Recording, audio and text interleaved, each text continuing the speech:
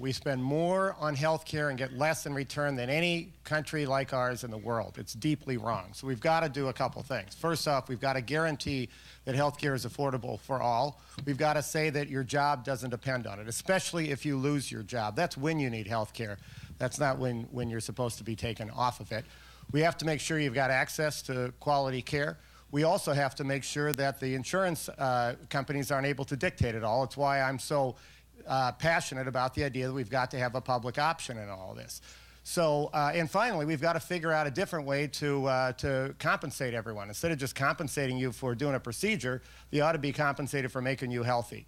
Now, the way to do that, first off, is to lay out all the money in that system and then go get the reform. That is a whole lot harder than we thought. We've seen what's been going on in this country, but we need to lay out a couple principles. That idea of having access to all is not a small issue. Now, I think what's going to happen is the federal government is going to pass something that's going to be nowhere nearly as strong as we would like it to be. It must have a public option, but I don't even know if that's going to happen. I'm working hard as I can to mobilize people for that. But I can guarantee you Minnesota is going to have to go beyond that. We are going to have to say that it's going to have to be universal. We're going to have to find a way to remove pre-existing conditions, and we're going to have to disconnect it from jobs.